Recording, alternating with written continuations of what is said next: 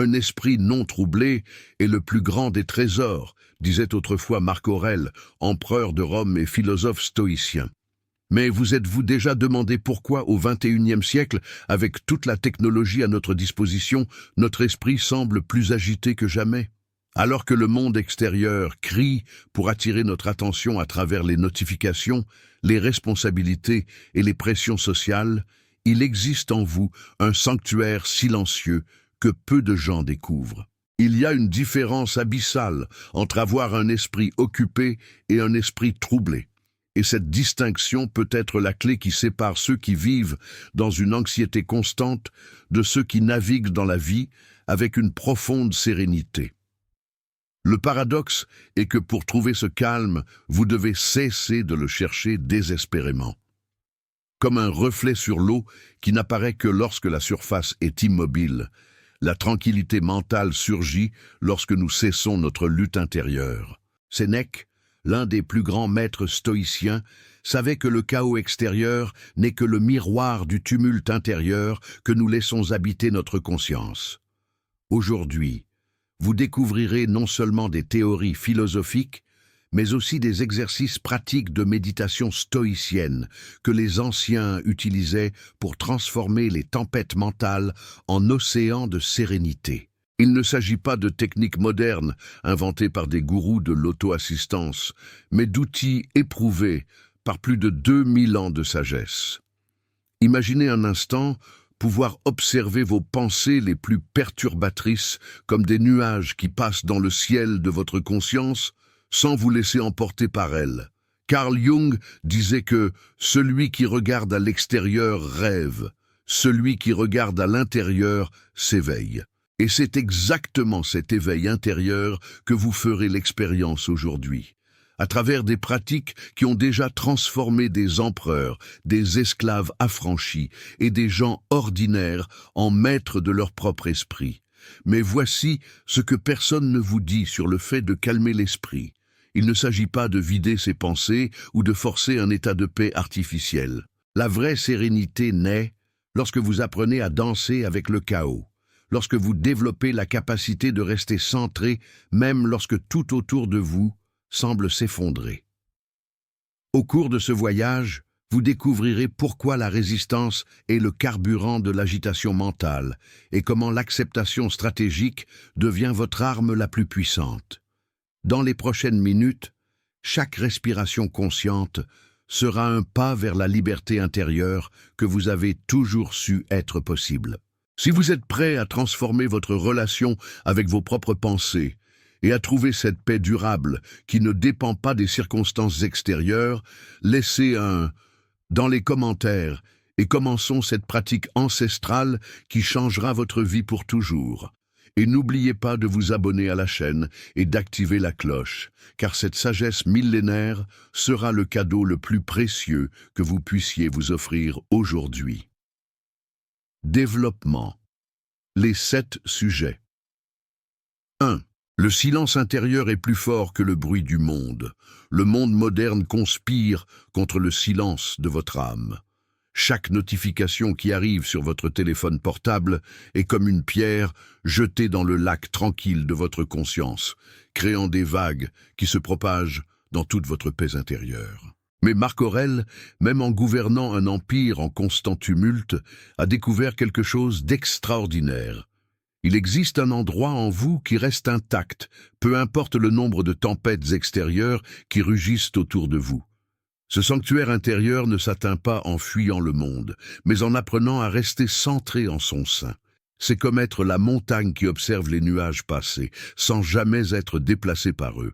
Le vrai silence n'est pas l'absence de son, mais la présence d'une conscience qui ne se laisse pas troubler. Lorsque vous trouvez ce centre immobile en vous-même, vous réalisez que tout le bruit extérieur n'était que l'écho de l'agitation que vous-même nourrissiez. À partir de ce moment, le monde continue de crier, mais vous choisissez ce que vous écoutez.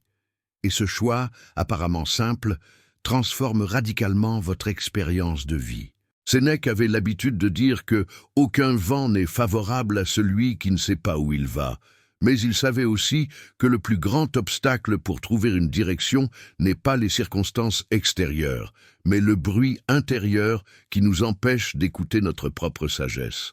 Lorsque vous cultivez le silence intérieur, vous ne vous isolez pas du monde, mais vous créez un espace sacré où vos décisions naissent de la clarté et non de la peur ou de la réactivité. C'est comme avoir un bureau silencieux au milieu d'une ville bruyante.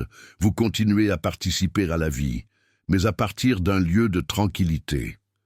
La pratique stoïcienne enseigne que ce silence n'est pas quelque chose que l'on conquiert une fois pour toutes. C'est un état que l'on choisit de cultiver moment après moment, respiration après respiration. Chaque fois que vous remarquez que votre esprit est emporté par le drame extérieur et que vous le ramenez doucement à son centre, vous renforcez ce muscle de la sérénité. Et comme un muscle physique, plus vous l'exercez, plus il devient fort. Ce qui est intéressant, c'est que lorsque vous cessez de lutter contre le bruit du monde, il diminue naturellement. Non pas parce que le monde a changé, mais parce que vous avez changé votre relation avec lui. Le vrai silence intérieur est un paradoxe. Plus vous le poursuivez directement, plus il vous échappe. C'est comme essayer d'attraper votre propre ombre en courant après elle. Mais lorsque vous vous arrêtez simplement et permettez à la quiétude de venir à vous, elle se révèle comme votre nature la plus essentielle. Les anciens stoïciens savaient que l'esprit est comme un lac, qui reflète parfaitement le ciel lorsqu'il est calme, mais qui devient opaque lorsqu'il est agité par les vagues des pensées perturbatrices. Votre tâche n'est pas de contrôler les vagues, mais d'apprendre à rester au fond du lac, où il y a toujours du calme, même lorsque la surface est tempétueuse. Lorsque vous habitez ce lieu profond, vous commencez à réaliser que tout le drame de votre vie ne se produit qu'en surface. Les soucis, les peurs, les angoisses, tout cela n'est que des vagues temporaires qui vont et viennent. Mais votre essence, celle qui observe tout cela, reste toujours en paix. C'est de cette perception que naît la vraie liberté, la conscience que vous n'êtes pas vos pensées, pas vos émotions, pas vos peurs. Vous êtes l'espace silencieux où tout cela apparaît et disparaît. Il existe une différence fondamentale entre être silencieux et être en silence intérieur. Vous pouvez être dans un environnement complètement silencieux et avoir pourtant un esprit bruyant, rempli de soucis et de dialogues internes. D'un autre côté, vous pouvez être au milieu d'une foule et expérimenter une quiétude profonde, une sérénité qui vient de l'intérieur. Le silence intérieur est cet état où vous ne luttez plus contre ce qui se passe, ni à l'intérieur, ni à l'extérieur de vous. C'est l'acceptation totale du moment présent, sans résistance, sans jugement, sans le besoin compulsif que les choses soient différentes de ce qu'elles sont.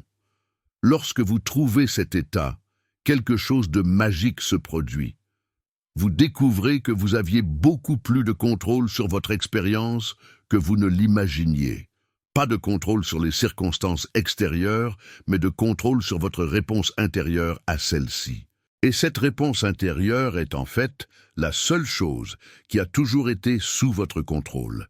C'est là que réside votre véritable pouvoir, non pas dans la capacité de changer le monde autour de vous, mais dans la capacité de choisir comment vous vous y rapportez.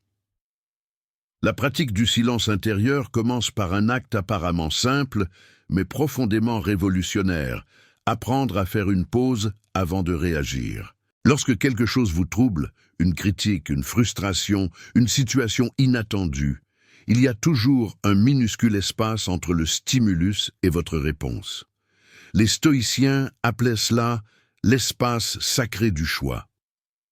Dans cet intervalle microscopique, vous avez l'opportunité de choisir de ne pas être emporté par la réactivité automatique. C'est comme si vous étiez un chef d'orchestre qui, au lieu d'être dominé par la symphonie chaotique de la vie, apprend à diriger sa propre réponse à celle-ci. Chaque respiration consciente élargit cet espace sacré. Chaque moment de pause renforce votre capacité à choisir la réponse au lieu d'être dominé par la réaction. Et progressivement, vous réalisez que cet espace de choix s'étend à toute votre vie. Vous n'êtes plus victime des circonstances extérieures, parce que vous avez découvert le pouvoir suprême que vous avez toujours eu, le pouvoir de choisir votre réponse intérieure. C'est le premier et le plus important pas pour cultiver un esprit vraiment libre. Mais vous vous demandez peut-être, comment puis-je trouver ce silence intérieur alors que ma vie est un chaos constant? La réponse des stoïciens est étonnamment pratique. Le silence intérieur ne nécessite pas de conditions parfaites. En fait, il se renforce justement au milieu des tempêtes de la vie. C'est comme développer l'équilibre en apprenant à marcher sur un terrain irrégulier, et non sur une surface lisse. Chaque défi, chaque perturbation, chaque moment de stress devient une occasion de pratiquer votre capacité à rester centré. Commencez petit. Quand quelqu'un vous interrompt, au lieu de réagir immédiatement, respirez profondément et créez un micro-espace de silence intérieur avant de répondre. Quand vous êtes coincé dans la circulation, au lieu de vous irriter, utilisez ce temps comme une occasion de pratiquer la présence consciente. Lorsque vous recevez une nouvelle perturbatrice, accordez-vous quelques instants de quiétude interne avant de décider comment gérer la situation. Ces petits actes de culture du silence intérieur s'additionnent et créent une base solide de sérénité qu'aucune circonstance extérieure ne peut ébranler complètement. C'est une pratique, pas une destination. Et chaque moment est une nouvelle occasion de choisir la paix au lieu du chaos.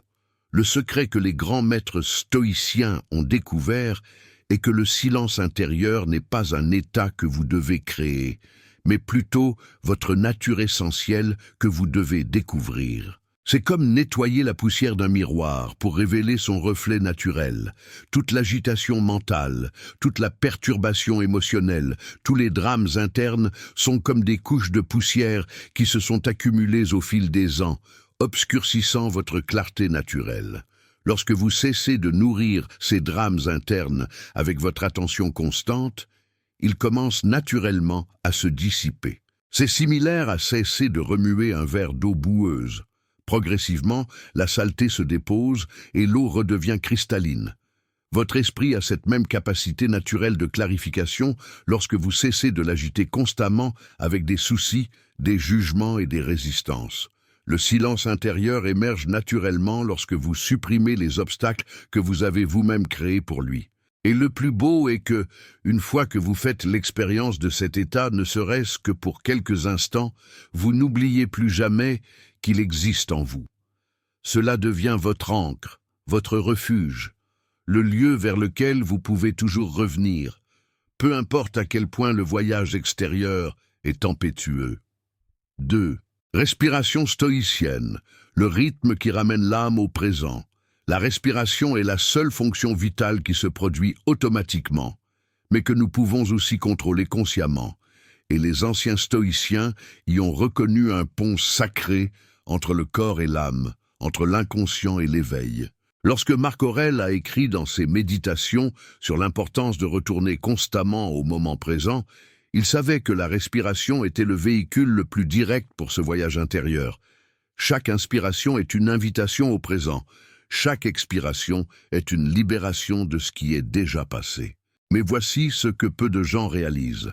Vous ne respirez pas seulement de l'air, vous respirez du temps, vous respirez des possibilités, vous respirez la vie elle-même qui se manifeste à travers votre être.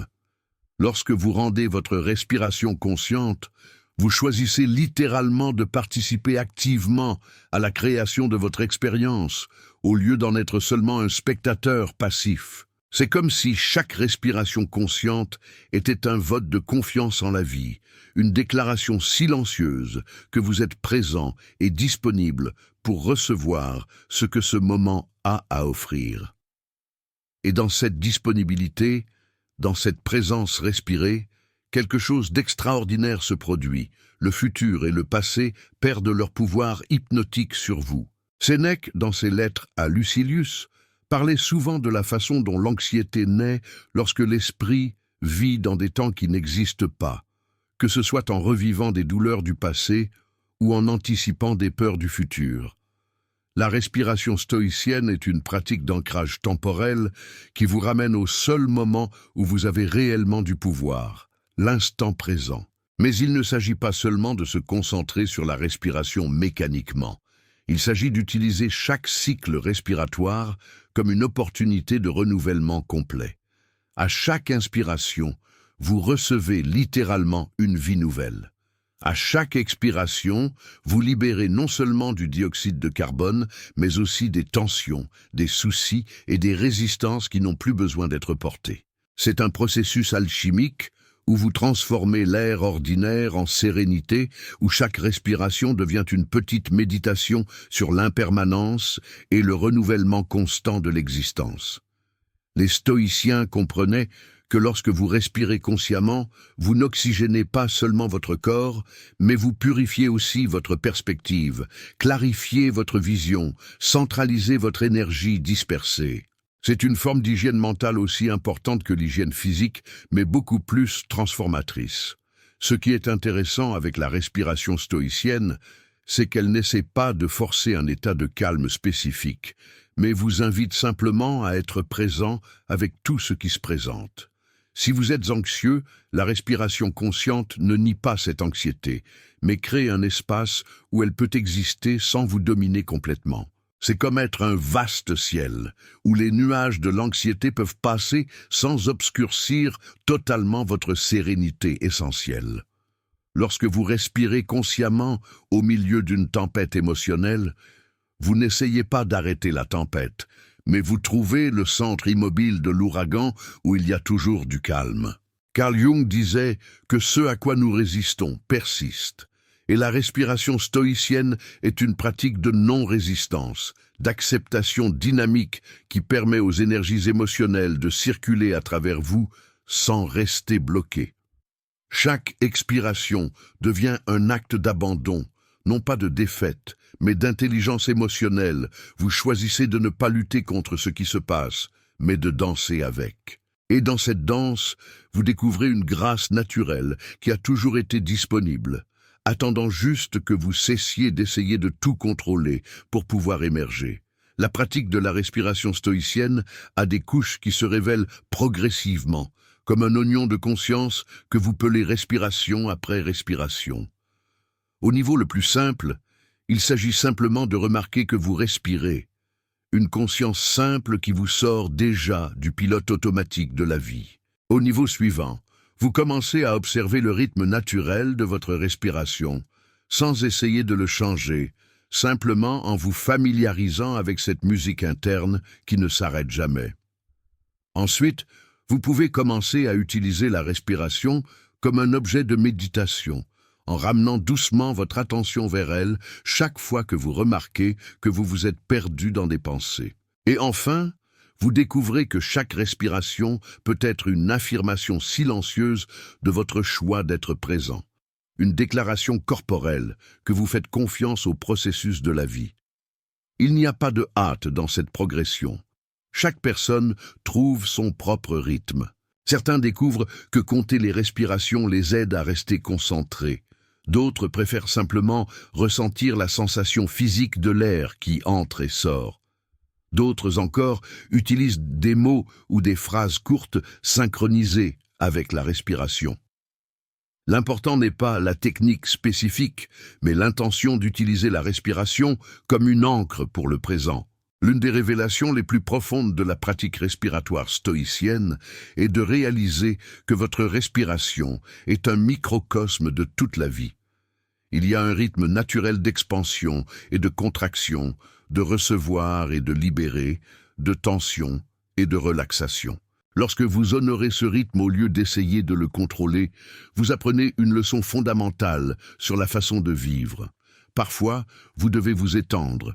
Parfois, vous devez vous contracter. Parfois, vous devez recevoir. Parfois, vous devez libérer. Parfois, vous devez faire un effort. Parfois, vous devez vous détendre. Et tout cela peut être vécu dans l'espace sûr d'une seule respiration, avant d'être appliqué aux situations les plus complexes de la vie. C'est pourquoi les stoïciens considéraient la respiration consciente non seulement comme une pratique de relaxation, mais comme un entraînement à la sagesse de vivre. Chaque respiration devient une occasion de pratiquer l'acceptation, la présence, la confiance et le lâcher-prise, des qualités qui transforment non seulement vos moments de méditation, mais toute votre approche de l'existence. Et le plus beau est que, contrairement à tant d'autres pratiques spirituelles qui nécessitent des conditions spécifiques, vous avez toujours votre respiration disponible, peu importe où vous êtes ou ce qui se passe. C'est votre sanctuaire portable, votre temple mobile, votre pharmacie intérieure toujours ouverte. La respiration stoïcienne révèle également quelque chose de profond sur la nature du vrai contrôle par rapport au contrôle illusoire. Vous ne pouvez pas contrôler si votre cœur bat, si vos poumons traitent l'oxygène, si vos cellules se renouvellent. Ces processus se produisent grâce à une intelligence qui transcende votre volonté consciente. Mais vous pouvez choisir d'être présent avec ces processus, vous pouvez choisir de les honorer, vous pouvez choisir de collaborer consciemment avec eux. C'est une leçon parfaite sur la différence entre essayer de contrôler la vie et apprendre à danser avec elle. Lorsque vous essayez de forcer votre respiration à être différente de ce qu'elle veut naturellement être, vous créez de la tension et de la résistance. Mais lorsque vous en devenez simplement conscient, en respectant son rythme naturel, tout en offrant votre présence attentive, quelque chose de magique se produit. Elle s'approfondit naturellement, s'adoucit, devient plus harmonieuse. C'est un reflet parfait du fonctionnement de la vie. Moins vous forcez, plus elle coule. Moins vous résistez, plus vous êtes soutenu.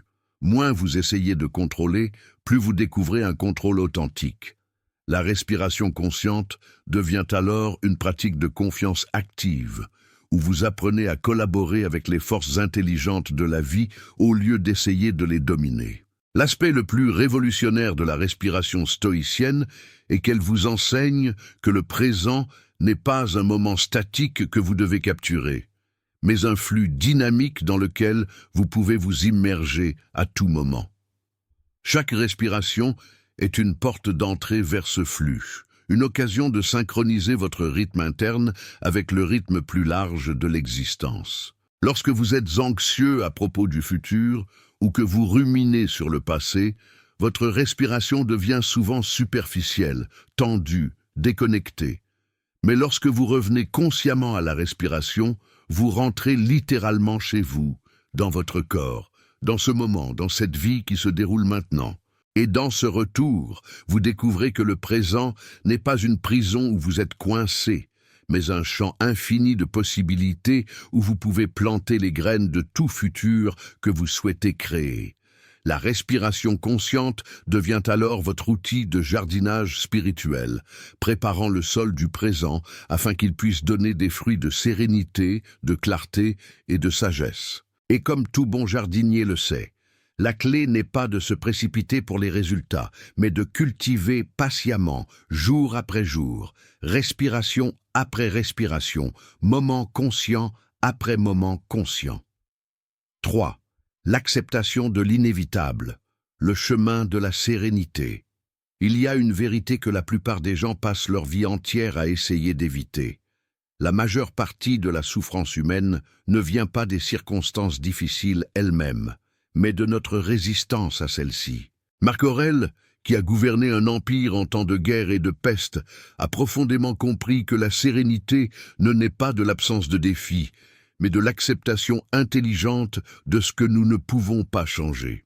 Lorsqu'il a écrit « Accepte ce que tu ne peux pas changer, change ce que tu peux et développe la sagesse pour distinguer l'un de l'autre », il offrait plus qu'un conseil philosophique. Il partageait une technologie spirituelle testée dans les conditions les plus extrêmes de la direction et de la responsabilité. L'acceptation de l'inévitable n'est pas une résignation passive ou un défaitisme. C'est une forme sophistiquée d'économie d'énergie où vous cessez de gaspiller votre force vitale à vous battre contre des moulins à vent. C'est comme cesser de nager à contre-courant d'un puissant torrent pour apprendre à utiliser sa force pour le traverser. Et dans cette navigation intelligente, vous découvrez que vous aviez beaucoup plus d'énergie disponible que vous ne l'imaginiez. Une énergie qui était consommée dans une résistance inutile. Sénèque avait l'habitude de dire que nous souffrons beaucoup plus dans l'imagination que dans la réalité. et cette observation révèle quelque chose de fondamental sur le fonctionnement de l'esprit humain. Il a une tendance naturelle à créer des scénarios catastrophiques sur des situations qui ne se sont même pas encore produites ou qui sont déjà passées. La pratique stoïcienne de l'acceptation de l'inévitable est une façon d'entraîner votre esprit à gérer la réalité telle qu'elle est, et non les versions dramatisées que votre imagination crée. Lorsque quelque chose d'inévitable se produit, que ce soit une perte, un changement, une déception, une maladie, vous avez deux options de base. Vous pouvez gaspiller votre énergie mentale à créer des récits sur la façon dont les choses devraient être différentes, ou vous pouvez utiliser cette même énergie pour naviguer à travers la situation avec grâce et intelligence. La première option est comme essayer de pousser un train en marche. La seconde est comme apprendre à être un bon passager qui profite du voyage, même s'il n'a pas choisi la destination. Et voici le paradoxe libérateur. Lorsque vous cessez de lutter contre ce qui est inévitable, vous découvrez souvent des possibilités et des ressources qui étaient cachées pendant que vous étiez concentré sur la résistance. La vraie acceptation est un acte de courage, pas de lâcheté. Il faut une sorte d'héroïsme intérieur pour regarder directement une situation difficile et dire « D'accord, c'est ce qui se passe, et je vais trouver un moyen de m'en sortir du mieux possible ». C'est comme être un soldat qui, au lieu de nier qu'il est dans une bataille, évalue honnêtement le terrain, identifie ses ressources disponibles et développe la stratégie la plus intelligente pour la situation dans laquelle il se trouve. Carl Jung parlait de l'importance de l'acceptation de notre propre ombre, et l'acceptation de l'inévitable est une extension de cette sagesse. Vous embrassez l'ombre des circonstances, les parties de la vie que vous auriez préférées différentes, mais qui font partie de l'expérience humaine complète. Lorsque vous faites cela, quelque chose d'extraordinaire se produit. Vous cessez d'être une victime des circonstances et devenez un participant conscient de votre propre vie. Vous passez de « pourquoi cela m'arrive-t-il » à « puisque cela se produit, comment puis-je y répondre d'une manière qui honore la personne que je choisis d'être ?» Et ce changement de perspective est littéralement transformateur, car il vous fait passer d'une personne à la merci des événements à une personne qui maintient sa dignité et son pouvoir de choix, peu importe ce qui se passe autour. Mais l'acceptation de l'inévitable a des couches qui vont au-delà de la simple tolérance des situations difficiles. Au niveau le plus profond, il s'agit de reconnaître que vous faites partie d'un tissu plus grand de l'existence, où chaque fil, y compris les fils apparemment désagréables, contribue à la beauté et à l'intégrité de l'ensemble. Les stoïciens avaient une vision de la vie comme un organisme vivant où chaque partie, même celle qui semble dysfonctionnelle, sert un but plus grand que notre perspective limitée ne peut toujours pas comprendre. Cela ne signifie pas que vous devez aimer tout ce qui se passe, mais plutôt que vous pouvez avoir confiance qu'il existe une intelligence plus grande qui opère à travers toutes les circonstances, y compris celles que votre esprit personnel préférerait éviter. C'est comme être une cellule dans le corps humain qui fait confiance au processus de l'organisme plus grand, même lorsqu'elle ne comprend pas complètement ce qui se passe au niveau systémique. Lorsque vous cultivez cette confiance, l'acceptation cesse d'être une imposition que vous vous forcez et devient une façon naturelle de couler avec la vie. Vous commencez à voir chaque défi, non pas comme un obstacle à votre bonheur, mais comme une opportunité de développer des muscles spirituels que vous ne saviez même pas que vous aviez. La pratique de l'acceptation de l'inévitable commence par de petits exercices quotidiens qui entraînent votre capacité de non-résistance. Lorsque vous êtes coincé dans la circulation, au lieu de vous irriter contre quelque chose qui est complètement hors de votre contrôle, vous pouvez utiliser ce temps comme une occasion de pratiquer la présence consciente. Lorsque quelqu'un vous critique injustement, au lieu de dépenser de l'énergie mentale à ruminer la situation, vous pouvez accepter que cette personne a le droit d'avoir son opinion et concentrer votre attention sur ce qui compte vraiment. Lorsque le temps n'est pas ce que vous souhaitez pour vos plans, au lieu de résister mentalement à la réalité, vous pouvez adapter vos plans ou trouver de la beauté dans la situation telle qu'elle est. Ces petits actes d'acceptation sont comme des pompes pour le muscle de la sérénité. Chacun renforce votre capacité à gérer des défis plus grands avec plus de grâce et moins de drame. Et progressivement, vous découvrez que la vie devient beaucoup plus facile lorsque vous cessez d'essayer de la faire être différente de ce qu'elle est, non pas parce que les circonstances changent, mais parce que votre relation avec elle se transforme complètement. Vous devenez comme un arbre flexible qui se courbe avec le vent fort au lieu d'essayer de résister et de finir par se casser. Le secret le plus profond de l'acceptation de l'inévitable est qu'elle ne vous rend pas passif face à la vie, mais vous libère pour agir à partir d'un lieu de clarté au lieu de réactivité émotionnelle.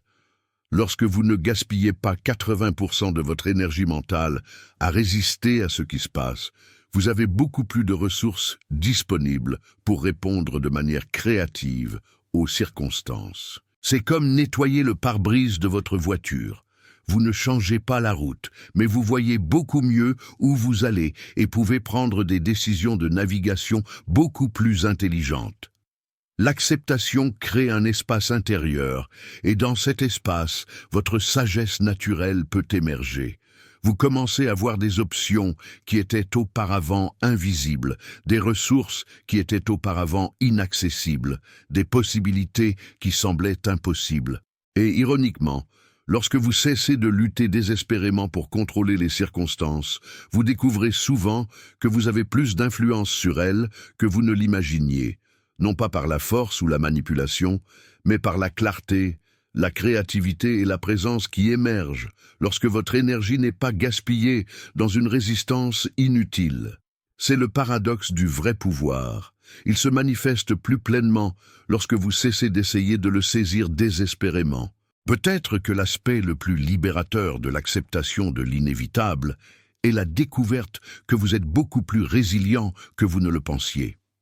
Lorsque vous cessez d'éviter mentalement les difficultés de la vie et apprenez à les rencontrer avec une présence consciente, vous découvrez des réserves de force, de sagesse et de grâce qui étaient cachées pendant que vous étiez concentré à essayer de faire en sorte que la vie soit toujours confortable. C'est comme découvrir que vous êtes un bien meilleur nageur que vous ne l'imaginiez, mais que vous ne pouviez le découvrir qu'en cessant d'éviter l'eau profonde. Chaque situation inévitable que vous rencontrez avec une acceptation consciente devient une occasion de découvrir des aspects de votre être qui restent inébranlables, même lorsque tout autour change. Et cette découverte progressive de votre nature essentielle, non conditionnée, la partie de vous qui reste sereine, même au milieu des tempêtes de la vie, est peut-être le plus grand cadeau que la pratique stoïcienne peut offrir. Vous cessez de vous identifier uniquement aux parties de vous qui sont vulnérables aux circonstances et commencez à vous reconnaître comme la conscience qui observe toutes les expériences avec équanimité. Et de cette perspective élargie, l'acceptation cesse d'être une pratique que vous vous forcez et devient une expression naturelle de qui vous êtes vraiment. 4. Le détachement conscient. Observer sans être emporté. Imaginez un instant que vous possédez une capacité extraordinaire, la capacité de sortir du cinéma, de votre propre vie et d'observer le film depuis la cabine de projection, en restant conscient que vous êtes à la fois l'acteur et l'observateur de l'histoire qui se déroule. Les anciens stoïciens ont découvert que cette double perspective, être totalement présent dans l'expérience tout en conservant une partie de la conscience comme un observateur impartial, est l'une des clés les plus puissantes de la liberté intérieure.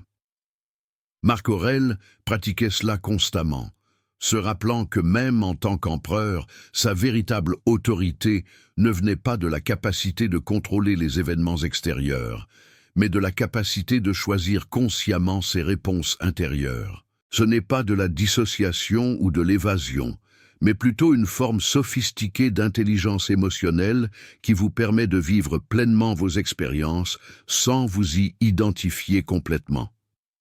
C'est comme être un danseur qui est totalement impliqué dans la danse, mais qui garde une conscience technique, qui observe les mouvements et peut faire des ajustements si nécessaire. Sénèque disait que nous ne sommes pas troublés par les choses, mais par les opinions que nous avons sur les choses. Et le détachement conscient est la pratique d'observer ses opinions, ses jugements, ses récits mentaux avant qu'ils ne se solidifient dans votre identité. C'est comme avoir un système d'alerte précoce qui vous avertit lorsque vous commencez à trop vous identifier à une émotion passagère ou à une pensée temporaire. Lorsque vous ressentez de la colère, par exemple, au lieu de devenir la colère, je suis furieux, vous pouvez observer la colère. Je remarque que la colère monte. Cette distinction apparemment subtile est révolutionnaire, car elle crée un espace où le choix devient possible. Vous commencez à voir vos émotions comme des événements météorologiques internes. Parfois il y a des tempêtes, parfois il y a du calme, parfois il y a des nuages, parfois il y a du soleil, mais vous êtes le ciel qui contient tous ces phénomènes temporaires. Et du point de vue du ciel, aucun schéma météorologique n'est permanent, aucune tempête ne dure éternellement, aucune condition n'est votre identité définitive. Cette perspective apporte une liberté extraordinaire, car vous cessez de vous sentir victime de vos propres états internes. Le détachement conscient ne signifie pas se déconnecter de vos émotions ou devenir froid et indifférent. En fait, c'est le contraire. Lorsque vous n'êtes pas emporté par une émotion, vous pouvez réellement la ressentir de manière plus complète et plus intelligente. C'est comme la différence entre se faire attraper par une vague dans la mer et être un surfeur habile qui utilise l'énergie de la vague pour danser avec elle. Lorsque vous gardez cette perspective d'observateur conscient, vos émotions deviennent des informations précieuses sur ce qui se passe à l'intérieur de vous, au lieu de forces qui vous dominent complètement. Si vous êtes anxieux, vous pouvez observer « Ah, l'anxiété me rend visite aujourd'hui. Qu'a-t-elle à m'apprendre? Quel besoin non satisfait signale-t-elle? Comment puis-je y répondre avec sagesse ?» Carl Jung parlait de l'importance de contenir les émotions au lieu d'être possédé par elles, et le détachement conscient est exactement cette capacité de créer un conteneur spacieux où les émotions peuvent exister sans vous submerger. C'est une forme d'hospitalité intérieure où vous pouvez recevoir tous les visiteurs émotionnels avec une présence consciente, sans avoir besoin de vous identifier complètement à aucun d'entre eux. La pratique du détachement conscient révèle quelque chose de fascinant sur la nature de l'identité. Vous n'êtes pas une chose fixe, mais plutôt un processus dynamique de conscience qui observe et réagit constamment aux expériences. Lorsque vous réalisez cela directement, à travers l'observation méditative de vos propres états internes, une liberté naturelle émerge. Vous cessez de vous demander « Qui suis-je ?» comme s'il y avait une réponse définitive, et vous commencez à explorer « Comment puis-je répondre à cette situation à partir de mon meilleur moi ?» C'est un passage d'une identité fixe à une responsabilité fluide, de « je suis comme ça » à « je choisis de répondre comme ça en ce moment ». Et ce changement est libérateur, car il signifie que vous n'êtes pas prisonnier des schémas du passé, des conditionnements familiaux, des limitations que vous croyiez permanentes. Chaque moment devient une occasion de choisir qui vous voulez être à cet instant précis, en fonction de la situation spécifique à laquelle vous faites face. Le détachement conscient vous permet d'accéder à cette fluidité créative car vous n'êtes plus rigidement identifié à aucune version particulière de vous-même. Vous devenez comme un acteur polyvalent qui peut interpréter différents rôles selon les exigences de la vie, mais qui garde toujours la conscience qu'il joue un rôle, ne perdant jamais complètement le sens de son moi essentiel qui transcende tout rôle spécifique. L'une des découvertes les plus profondes du détachement conscient est de réaliser que vos pensées ne sont pas vôtres dans le sens de propriété personnelle, mais plutôt des événements qui surgissent et passent à travers l'espace de votre conscience. C'est comme réaliser que vous n'êtes pas le propriétaire des nuages qui passent dans le ciel, mais plutôt le ciel qui fournit l'espace où ils peuvent apparaître et disparaître. Lorsqu'une pensée perturbatrice surgit, un souci, un jugement, une peur, au lieu de supposer automatiquement qu'elle représente une vérité sur vous ou sur la situation, vous pouvez l'observer avec curiosité. C'est intéressant, ce type de pensée apparaît. D'où vient-il? Quelle fonction essaie-t-il de remplir? Est-ce utile en ce moment ou est-ce juste une vieille habitude mentale qui se répète? Cette enquête douce crée une distance suffisante pour que vous puissiez choisir si vous voulez donner de l'énergie et de l'attention à cette pensée spécifique ou si vous préférez les diriger vers quelque chose de plus constructif. C'est comme avoir une télécommande de votre propre esprit. Vous ne pouvez pas empêcher tous les canaux d'exister, mais vous pouvez choisir sur quel canal concentrer votre attention. Et progressivement, vous découvrez que vous avez beaucoup plus de contrôle sur votre expérience mentale que vous ne l'imaginiez, non pas par une suppression forcée, mais par la sélection consciente de ce qui mérite votre précieuse attention. Le détachement conscient transforme également radicalement la façon dont vous gérez les conflits et les situations difficiles avec d'autres personnes. Lorsque quelqu'un vous critique, vous provoque ou agit d'une manière qui vous perturberait normalement, vous pouvez observer votre réaction interne avant de répondre extérieurement. C'est intéressant. Je ressens une vague de défensive. Mon ego se sent attaqué. Y a-t-il une vérité utile dans la critique que je peux en tirer? Comment puis-je y répondre d'une manière qui honore à la fois ma dignité et l'humanité de l'autre personne? Cette pause d'observation révèle souvent que ce qui semblait être une attaque personnelle est en fait une expression de la douleur ou de l'insécurité de l'autre personne, et vous pouvez choisir de répondre avec compassion au lieu de réactivité. Cela ne signifie pas que vous devenez un paillasson ou que vous acceptez des comportements abusifs, mais plutôt que vos réponses proviennent d'un lieu de clarté et de force centrée au lieu de blessures émotionnelles.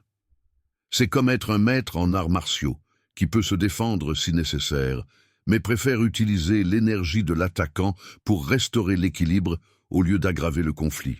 Et ironiquement, lorsque vous répondez aux provocations avec cette présence consciente, au lieu d'une réactivité automatique, vous désarmez souvent l'hostilité de l'autre personne et créez la possibilité d'interactions plus harmonieuses. Peut-être l'aspect le plus libérateur du détachement conscient est la découverte que vous possédez une nature essentielle qui reste intacte par toutes les expériences temporaires. En tant qu'observateur conscient de vos propres expériences, vous finissez par reconnaître qu'il y a quelque chose en vous qui observe tous les sentiments, toutes les pensées, toutes les sensations, mais qui n'est jamais modifié par aucun d'eux. C'est comme découvrir que vous avez une identité plus profonde qui transcende toutes les identités temporaires. Vous êtes l'espace de conscience où toute votre vie psychologique se déroule. Et cet espace est naturellement serein, naturellement libre, naturellement compatissant. Ce n'est pas quelque chose que vous devez créer ou conquérir, mais plutôt quelque chose que vous pouvez reconnaître comme votre nature la plus fondamentale. Lorsque vous habitez cette perspective plus souvent, la vie devient beaucoup plus légère, car vous cessez de porter toutes vos expériences comme si elles étaient des fardeaux personnels, et commencez à les voir comme des phénomènes temporaires dansant dans l'espace infini de votre être. C'est une liberté qui ne dépend pas des circonstances extérieures, car elle est basée sur la reconnaissance de qui vous êtes vraiment sous toutes les couches de conditionnement, d'histoire personnelle et d'identification temporaire. Et de cette liberté, des actions plus sages, des relations plus aimantes et une vie plus significative émergent naturellement. 5. Gratitude stoïcienne. Le calme de reconnaître l'essentiel. La gratitude stoïcienne n'est pas la pensée positive forcée que notre culture promeut souvent, mais plutôt une perception raffinée qui reconnaît l'extraordinaire abondance qui existe déjà dans la simplicité de la vie ordinaire. Marc Aurèle, même en portant le poids d'un empire, trouvait le temps de contempler la beauté d'une feuille qui tombe, la fonctionnalité parfaite de sa propre respiration, le miracle d'avoir un esprit capable de réflexion. Il a compris que la vraie sérénité ne vient pas du fait d'avoir plus, mais de reconnaître pleinement ce que l'on a déjà. C'est comme découvrir que vous cherchiez un trésor qui a toujours été entre vos mains, mais vous étiez tellement concentré à regarder au loin que vous n'aviez jamais remarqué sa présence. La gratitude stoïcienne est cette capacité à arrêter la recherche frénétique de quelque chose de mieux et à simplement s'émerveiller de ce qui est. C'est reconnaître qu'en ce moment précis, vous avez accès à une richesse que la plupart des gens qui ont vécu sur cette planète n'ont jamais connue. Vous pouvez lire, penser, choisir, aimer, observer la beauté autour de vous. Lorsque cette perception pénètre réellement dans votre conscience, un calme profond s'installe, car vous cessez de sentir que vous courez toujours après quelque chose qui vous manque. Sénèque avait une pratique particulière qu'il appelait l'essai de la pauvreté. Il vivait périodiquement de manière très simple, avec le strict minimum, pour se rappeler à quel point il était reconnaissant pour les commodités de base de la vie. Mais la gratitude stoïcienne va au-delà du simple fait d'apprécier ce que vous avez matériellement. Il s'agit de reconnaître la dignité extraordinaire d'être un être humain, conscient, dans un univers qui a permis à la conscience d'émerger de la matière. Chaque fois que vous pouvez faire un choix moral, chaque fois que vous pouvez ressentir de la compassion pour un autre être vivant, chaque fois que vous pouvez contempler une idée abstraite ou apprécier quelque chose de beau, vous participez à quelque chose qui est statistiquement impossible et pourtant absolument réel. C'est comme gagner à la loterie cosmique tous les jours et se réveiller enfin pour se rendre compte que vous avez le billet gagnant dans votre portefeuille. Lorsque vous cultivez cette perspective, la vie quotidienne se transforme d'une série de problèmes à résoudre en une séquence de miracles ordinaires à apprécier. Vous n'avez pas besoin que quelque chose change pour vous sentir riche. Vous avez juste besoin de reconnaître la richesse qui imprègne déjà chaque instant de votre existence. Ce qui est intéressant avec la gratitude stoïcienne, c'est qu'elle ne nie pas les défis réels de la vie, mais les place dans une perspective plus large, où ils peuvent coexister avec la reconnaissance de ce qui est précieux. C'est comme être capable de voir à la fois les nuages et le ciel bleu en même temps, sachant que les deux font partie du même système météorologique plus grand. Lorsque vous êtes confronté à une difficulté réelle, la gratitude stoïcienne ne dit pas « faites semblant que cela n'arrive pas », mais plutôt « même au milieu de cette difficulté, il y a des aspects de votre existence qui restent dignes de gratitude. Peut-être est-ce la capacité de ressentir de la douleur, ce qui indique que vous êtes en vie. Peut-être est-ce la présence de personnes qui se soucient assez de vous pour s'inquiéter. Peut-être est-ce simplement le fait que cette difficulté, comme toutes les autres, est temporaire et que vous avez des ressources internes pour la surmonter.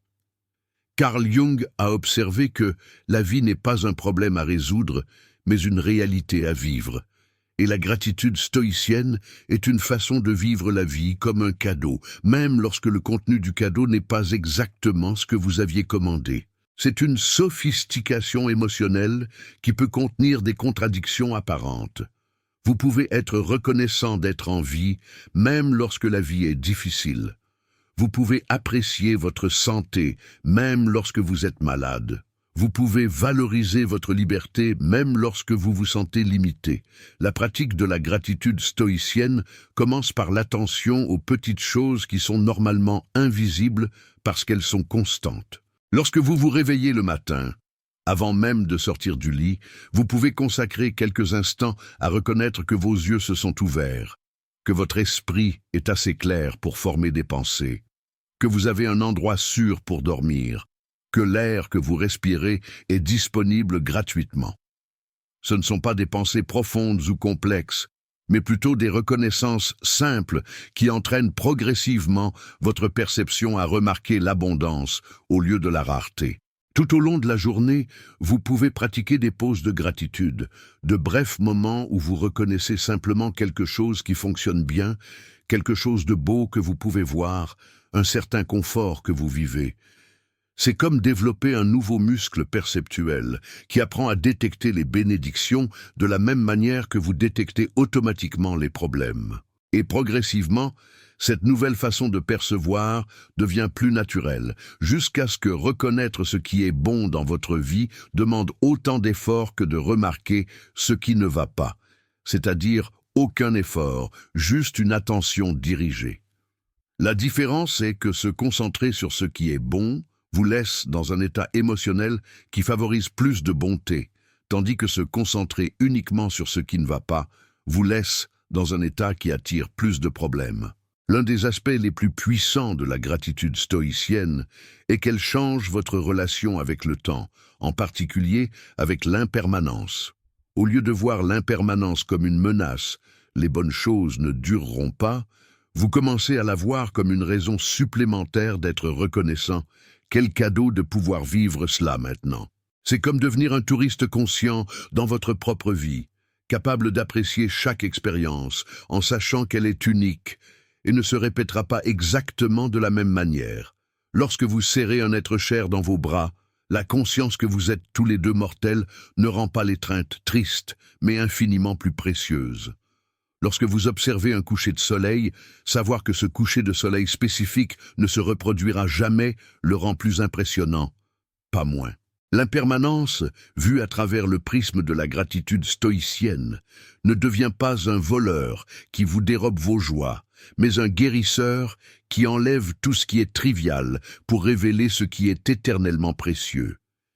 Vous cessez de prendre les choses pour acquises, car vous reconnaissez qu'elles sont des prêts temporaires d'un univers généreux, et cette perception vous les fait apprécier plus profondément pendant qu'elles sont présentes.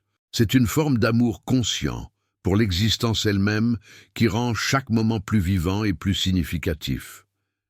La gratitude stoïcienne transforme également profondément la façon dont vous gérez les gens dans votre vie. Au lieu de vous concentrer sur ce qu'ils ne font pas ou sur la façon dont ils pourraient être différents, vous commencez à reconnaître le privilège extraordinaire de partager du temps et de l'espace avec d'autres êtres conscients. Même les personnes difficiles dans votre vie peuvent être vues comme des enseignants qui vous donnent l'occasion de pratiquer la patience, la compassion et la sagesse. Cela ne signifie pas que vous acceptez les comportements abusifs ou que vous n'établissez pas de limites saines, mais plutôt que vous pouvez reconnaître que chaque interaction humaine, même les plus difficiles, contribue à votre croissance et à votre compréhension. C'est comme voir votre vie comme une école où chaque personne que vous rencontrez est un collaborateur dans votre programme de développement personnel. Certains sont des enseignants doux, d'autres sont des enseignants rigoureux, mais tous ont quelque chose à apporter à votre éducation en tant qu'être humain. Lorsque vous cultivez cette perspective, même les conflits et les difficultés relationnelles peuvent être abordés avec une certaine gratitude pour ce qu'ils vous enseignent sur vous-même, sur les autres et sur la façon de naviguer à travers la complexité des relations humaines. Et cette approche transforme souvent la dynamique même des relations. Car lorsque vous abordez les gens avec une gratitude authentique pour leur présence, ils ont tendance à répondre de manière plus positive et collaborative.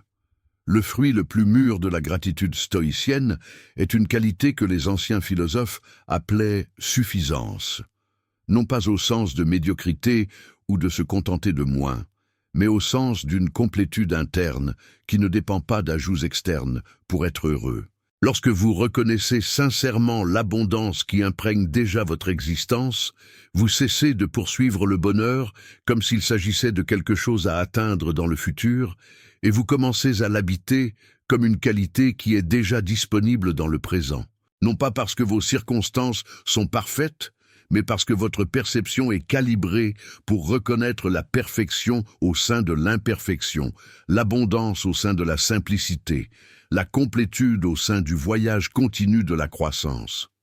C'est une forme de richesse que personne ne peut vous enlever, car elle ne dépend pas de possessions extérieures, mais plutôt d'une capacité interne à reconnaître la valeur et la beauté partout où vous regardez. Et à partir de cette plateforme de suffisance interne, vous pouvez vous engager dans la vie d'une manière plus généreuse et créative, car vous n'opérez plus à partir de la rareté ou d'un besoin désespéré, mais plutôt à partir d'un sentiment d'abondance qui veut naturellement se partager avec le monde. La gratitude stoïcienne devient alors non seulement une pratique de bien-être personnel, mais une façon d'être qui contribue à l'harmonie et à la beauté de l'ensemble plus grand dont vous faites partie. 6. Le pouvoir de l'intervalle. Faire une pause avant de réagir. Entre chaque stimulus et chaque réponse, il existe un espace sacré où réside toute la différence entre la sagesse et l'impulsivité. entre la croissance et la répétition des anciens schémas, entre la liberté et l'esclavage de ses propres réactions automatiques. Les anciens stoïciens ont découvert que dans cet intervalle microscopique, cette pause presque imperceptible avant de répondre à toute situation, réside un pouvoir qui peut littéralement transformer le cours de notre vie. Marc Aurèle pratiquait cela constamment, se rappelant que même en tant qu'empereur, sa véritable autorité ne venait pas de sa capacité à contrôler les événements extérieurs, mais de sa capacité à choisir consciemment ses réponses intérieures. C'est comme découvrir que vous avez un bouton de pause sur la télécommande de votre vie émotionnelle. Mais ce bouton ne fonctionne que si vous vous souvenez de l'utiliser au moment critique, lorsque votre personnalité conditionnée veut réagir automatiquement. La plupart des gens vivent une vie entière sans découvrir que ce pouvoir existe, étant emportés par leurs propres réflexes émotionnels comme des feuilles sèches dans le vent. Mais lorsque vous apprenez à habiter consciemment cet espace entre le stimulus et la réponse, vous devenez l'architecte de votre propre expérience au lieu d'en être seulement un spectateur passif. Et cette découverte est révolutionnaire, car elle signifie que vous avez beaucoup plus de contrôle sur votre vie que vous ne l'aviez jamais imaginé. Sénèque enseignait que la colère est une forme temporaire de folie, et il faisait référence exactement à la perte de cette capacité de faire une pause avant de réagir. Lorsque nous sommes dominés par une émotion intense, la colère, la peur, l'anxiété, le désir, c'est comme si un ravisseur émotionnel prenait le contrôle de notre conscience et prenait des décisions que notre moi le plus sage ne prendrait jamais.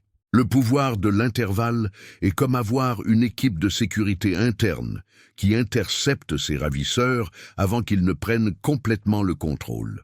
Lorsque quelqu'un vous provoque, lorsque quelque chose de frustrant se produit, lorsque vous recevez une nouvelle perturbatrice, il y a toujours ce moment fugace où vous pouvez choisir: vais-je réagir automatiquement en me basant sur mes schémas conditionnés, ou vais-je faire une pause un instant et choisir une réponse plus consciente? C'est littéralement la différence entre être un robot émotionnel programmé par vos expériences passées et être un être humain libre capable de créer des réponses originales à des situations uniques. Et le plus fascinant est que cet intervalle n'a pas besoin de durer longtemps. Parfois, une seule respiration consciente suffit pour briser le schéma automatique et créer de l'espace pour le choix. C'est comme avoir un super pouvoir discret que personne d'autre ne peut voir, mais qui transforme radicalement la façon dont vous naviguez dans le monde. L'intervalle conscient révèle quelque chose de profond sur la nature des émotions.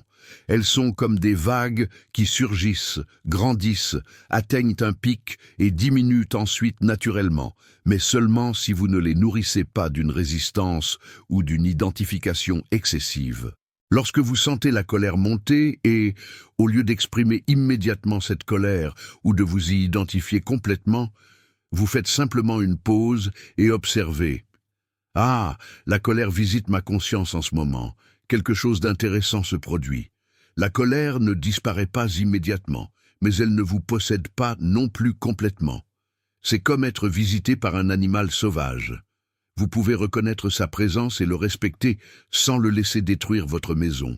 Carl Jung disait que tout ce à quoi nous résistons persiste. Et le pouvoir de l'intervalle est une façon de ne pas résister aux émotions, mais aussi de ne pas être complètement dominé par elles. C'est une troisième option au-delà de la répression ou de l'explosion. Vous pouvez simplement être présent avec tout ce qui se présente, sans avoir besoin de faire quoi que ce soit de dramatique à ce sujet. Et dans cette présence consciente, vous découvrez souvent que les émotions ont des messages précieux pour vous. La colère peut signaler qu'une limite a été franchie. La peur peut alerter sur quelque chose qui nécessite une attention. La tristesse peut indiquer le besoin de traiter une perte. Lorsque vous créez de l'espace pour entendre ces messages au lieu d'être dominé par les sensations émotionnelles, vous devenez beaucoup plus intelligent émotionnellement. La pratique de cultiver le pouvoir de l'intervalle commence par de petites situations et s'étend progressivement à des défis plus grands. Commencez par prêter attention aux micro-irritants du quotidien. quelqu'un qui vous coupe dans la circulation, une file d'attente longue au supermarché, un commentaire insensible d'un collègue. Dans chacune de ces situations, pratiquez de faire une pause un instant avant de réagir. Respirez profondément, observez votre réponse interne, demandez-vous « Comment est-ce que je veux y répondre d'une manière qui honore la personne que je choisis d'être ?» Il ne s'agit pas de réprimer votre réaction naturelle, mais de choisir consciemment si cette réaction est vraiment la réponse la plus sage pour la situation spécifique. Parfois, après la pause, vous pouvez choisir d'exprimer votre frustration de manière claire et constructive. D'autres fois, vous pouvez réaliser que la situation ne mérite pas votre énergie émotionnelle et simplement laisser passer. L'important n'est pas le choix que vous faites, mais le fait que vous faites un choix conscient au lieu d'être dominé par une réaction automatique. Et chaque fois que vous pratiquez cela, vous renforcez ce muscle de la réponse consciente, rendant plus probable que vous ayez accès à cette capacité lorsque vous en aurez réellement besoin, dans les moments de plus grande pression, dans les conflits les plus significatifs, dans les décisions qui comptent vraiment. L'intervalle conscient transforme également radicalement la qualité de vos relations. Lorsque quelqu'un vous critique ou agit d'une manière qui vous perturberait normalement, la pause vous permet de voir au-delà de votre réaction défensive initiale et de réaliser ce qui pourrait se passer réellement. Peut-être que la personne traverse une période difficile. Peut-être qu'elle exprime maladroitement un besoin légitime. Peut-être qu'elle reflète quelque chose que vous devez examiner en vous-même. Ou peut-être qu'elle est simplement difficile. Mais vous pouvez choisir de ne pas le prendre personnellement, car vous reconnaissez que son comportement en dit plus sur ce qui se passe en elle que sur qui vous êtes. Lorsque vous répondez à partir de ce lieu de pause consciente, au lieu de réactivité blessée, vous désarmez souvent les conflits avant qu'ils ne s'aggravent, et vous créez la possibilité de connexions plus authentiques. C'est comme avoir un traducteur émotionnel interne qui peut interpréter ce que les gens essaient réellement de communiquer sous leurs expressions parfois peu habiles. Et, ironiquement, lorsque vous cessez de réagir de manière défensive au comportement des autres, ils commencent souvent à se comporter de manière plus harmonieuse autour de vous. Non pas parce que vous manipulez, mais parce que votre présence centrée invite le meilleur d'eux-mêmes à la surface. L'un des aspects les plus libérateurs du pouvoir de l'intervalle est de découvrir que vous n'êtes pas obligé d'avoir une opinion immédiate ou une réponse instantanée à tout ce qui se passe dans votre vie. Notre culture valorise les réponses rapides, les opinions fermes et les réactions immédiates, mais la sagesse stoïcienne suggère que parfois la réponse la plus intelligente est « laissez-moi y réfléchir » ou « j'ai besoin d'un moment pour traiter cela avant de répondre ». C'est une forme d'humilité intellectuelle qui reconnaît que les situations complexes méritent une réflexion minutieuse et non des jugements hâtifs. Lorsque vous vous donnez la permission de ne pas savoir immédiatement, de ne pas avoir à tout résoudre instantanément, de ne pas avoir à réagir émotionnellement à chaque provocation, vous créez un espace intérieur où votre sagesse naturelle peut émerger. C'est comme laisser l'eau boueuse se déposer pour que vous puissiez voir clairement ce qui se trouve au fond du lac. Et de cette clarté, des actions plus efficaces, des mots plus apaisants et des décisions plus alignées avec vos valeurs les plus profondes peuvent émerger naturellement. L'intervalle conscient devient alors une forme d'accès à votre intelligence la plus raffinée, à cette partie de vous qui sait comment répondre à chaque situation d'une manière qui honore à la fois votre intégrité et le bien-être plus grand de toutes les personnes impliquées. 7. Vivre en harmonie avec la nature, le flux de l'esprit stoïcien. Lorsque les anciens stoïciens parlaient de vivre en harmonie avec la nature, ils ne suggéraient pas seulement des promenades en plein air ou une vie plus écologique, bien que ces choses aient de la valeur. Ils pointaient vers quelque chose de beaucoup plus profond, la possibilité d'aligner votre conscience individuelle avec les lois universelles qui régissent toute l'existence, de synchroniser votre rythme personnel avec les cycles plus grands de la vie, de trouver votre place naturelle dans le grand tissu de la réalité. Marc Aurèle a observé que tout comme un arbre ne lutte pas contre le vent, mais se penche gracieusement pour survivre, nous pouvons apprendre à nous déplacer avec les courants de la vie au lieu de nager constamment à contre-courant. C'est comme découvrir que vous faites partie d'une symphonie cosmique qui joue toujours, et lorsque vous cessez d'essayer d'imposer votre propre musique inharmonique, vous pouvez enfin entendre la mélodie plus grande et trouver votre partie unique en son sein.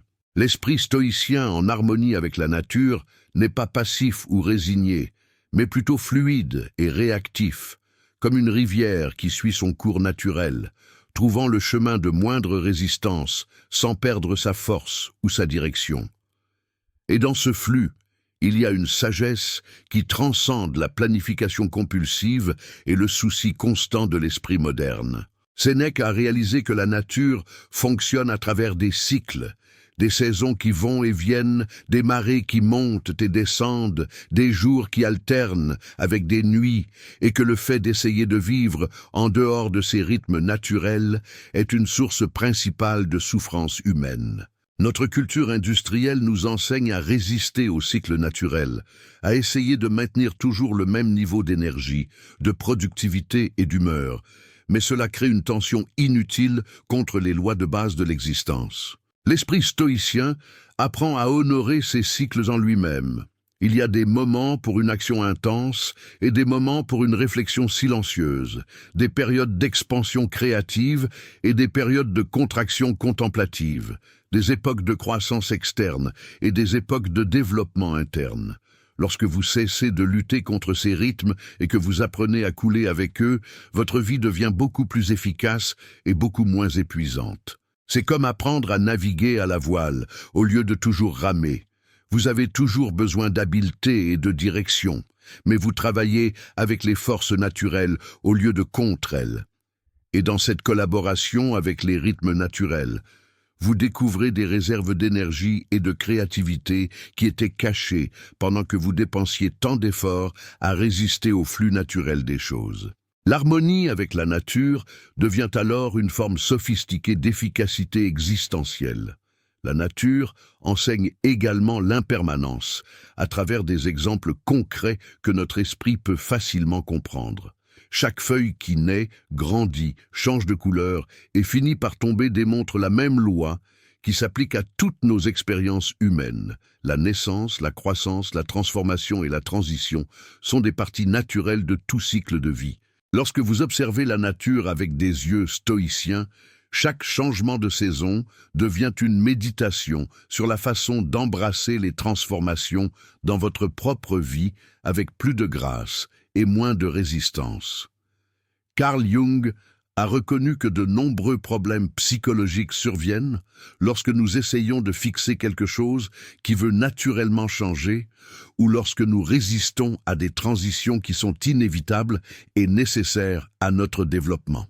La nature extérieure devient un miroir de la nature intérieure, nous apprenant que la croissance nécessite des lâcher-prises, que le renouvellement nécessite la mort des anciennes formes, que l'abondance nécessite des périodes de dormance, où l'énergie est conservée pour la prochaine phase de floraison. Lorsque vous intériorisez ces leçons, les changements personnels qui semblaient auparavant menaçants commencent à paraître naturels et même passionnants. Vous cessez de vous accrocher rigidement à d'anciennes versions de vous-même et devenez plus curieux de ce que vous êtes en train de devenir. Vivre en harmonie avec la nature signifie également reconnaître que vous êtes à la fois un individu unique et une partie inséparable de l'ensemble plus grand. Tout comme une cellule dans le corps humain a sa fonction spécifique, mais ne trouve une vraie santé que lorsqu'elle contribue au bien-être de l'organisme entier, vous trouvez une véritable réalisation lorsque vos actions personnelles sont alignées avec le bien plus grand de toute la communauté de la vie. Il ne s'agit pas de sacrifier vos besoins individuels, mais de reconnaître que vos besoins les plus profonds ne peuvent être satisfaits que lorsque vous vivez en relation harmonieuse avec le monde qui vous entoure. C'est comme découvrir que vous êtes une note unique dans une symphonie infinie.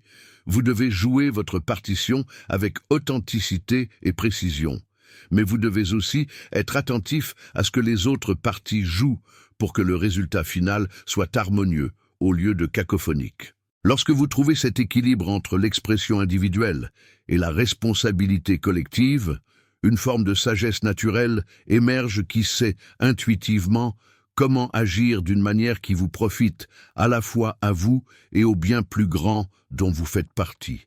Et cette sagesse est bien plus fiable que des règles extérieures ou des opinions d'autorité, car elle vient de votre propre sentiment interne de connexion avec le tissu de la vie.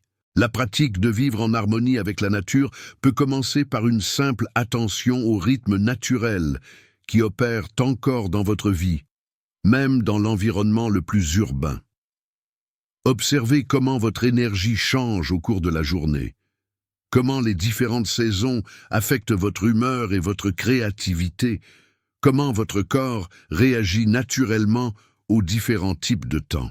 Commencez à honorer ces rythmes au lieu de vous forcer à être toujours le même. Si vous êtes naturellement plus créatif le matin, protégez ce temps pour les activités importantes. Si vous avez besoin de plus de repos en hiver, ne vous jugez pas pour cela.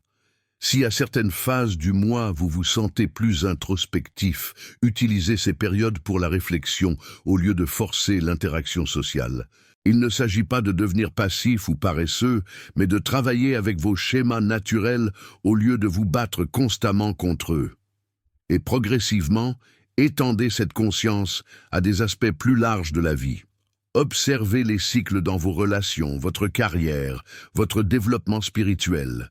Remarquez que tout dans votre vie passe par des phases de début, de croissance, de maturation, de déclin et de renouveau, et que chaque phase a sa propre valeur et son propre but.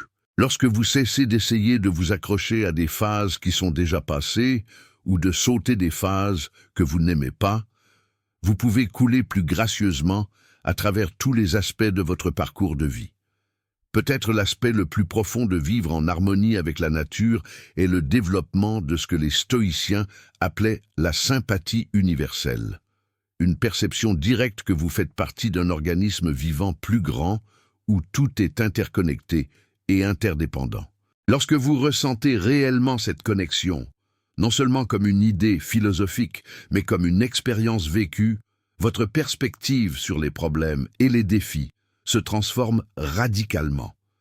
Les problèmes qui semblaient personnels et isolants sont révélés comme faisant partie de schémas plus larges auxquels tous les êtres humains sont confrontés. Les conflits qui semblaient impossibles à résoudre deviennent des opportunités de pratiquer le genre de sagesse qui sert l'harmonie plus large, et les actions qui auraient pu sembler insignifiantes sont reconnues comme des contributions au bien-être ou au mal de tout le réseau de la vie. De cette perspective, le comportement éthique n'est pas imposé de l'extérieur par des règles et des autorités, mais émerge naturellement de votre reconnaissance de votre interconnexion essentielle avec toute vie. Vous voulez agir avec compassion, non pas parce que vous le devriez, mais parce que vous pouvez sentir directement que le mal fait aux autres est un mal fait à l'organisme plus grand dont vous faites partie. Et cette reconnaissance apporte une paix profonde, car vous cessez de vous sentir comme un individu isolé, luttant contre un univers hostile, et commencez à vous expérimenter comme une partie aimée d'un cosmos intelligent et vivant qui soutient toujours votre plus haut développement, en harmonie avec l'épanouissement de toute vie. L'esprit stoïcien qui coule en harmonie avec la nature découvre finalement que la même intelligence qui régit le mouvement des planètes, le changement des saisons et la guérison des blessures opère également à travers votre propre conscience lorsque vous cessez de l'entraver par un souci excessif, un contrôle et une résistance. Vous commencez à faire confiance qu'il y a une sagesse naturelle en vous qui sait comment répondre à chaque situation de manière appropriée, si vous pouvez laisser votre esprit conditionné hors du chemin assez longtemps pour l'écouter.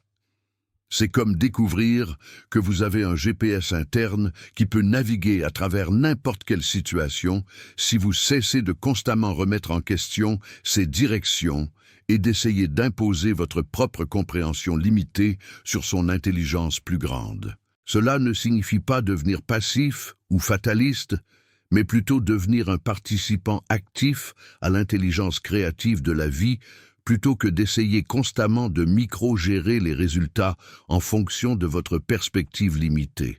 À partir de ce lieu de confiance et de fluidité, vous pouvez entreprendre des actions inspirées qui semblent sans effort, car elles sont alignées avec les courants naturels de la vie, plutôt que des actions forcées qui créent de la lutte parce qu'elles nagent à contre-courant de ces courants.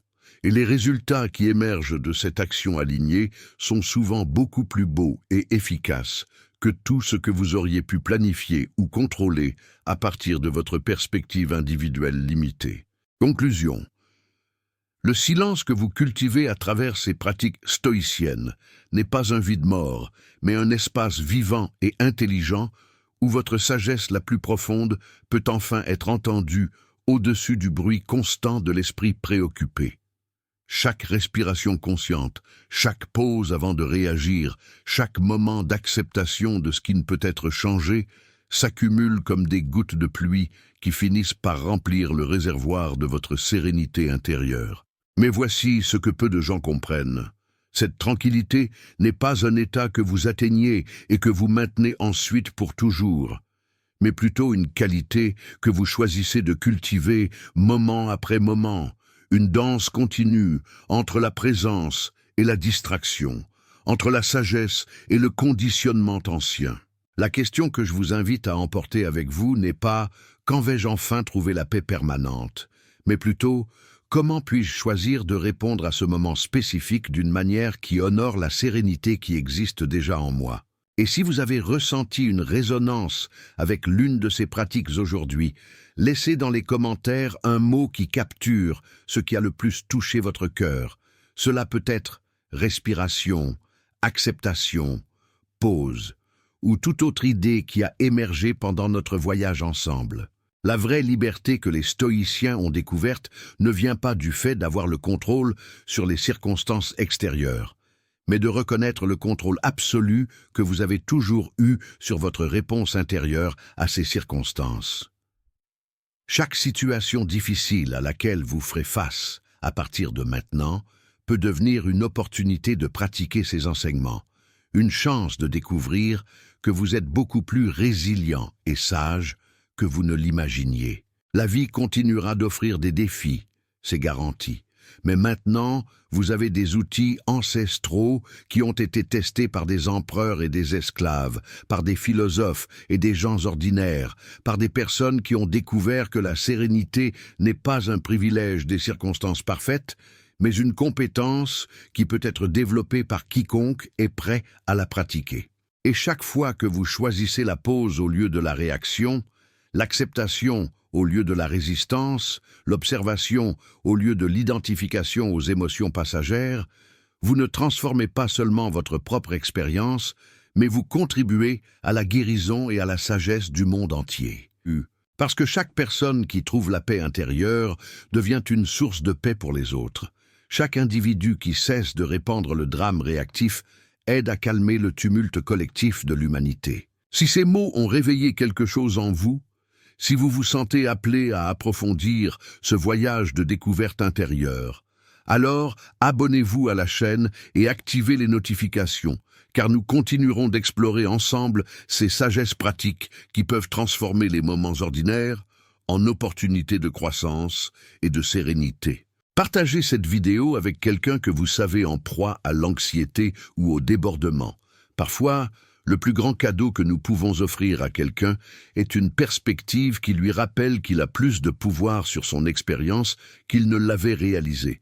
Et rappelez-vous, vous n'avez pas besoin d'être parfait dans cette pratique. Vous avez juste besoin d'être prêt à recommencer à chaque fois que vous remarquez que vous avez perdu votre centre. Chaque retour à la respiration consciente, chaque retour au moment présent, chaque choix de répondre plutôt que de réagir, est une victoire qui mérite d'être célébrée. Les anciens stoïciens ont compris que la sagesse n'est pas une destination, mais une façon de marcher dans la vie. Et aujourd'hui, vous avez fait des pas importants sur ce chemin. Continuez à marcher, continuez à pratiquer, continuez à découvrir la paix inébranlable qui existe déjà en vous, attendant simplement votre reconnaissance et votre cultivation.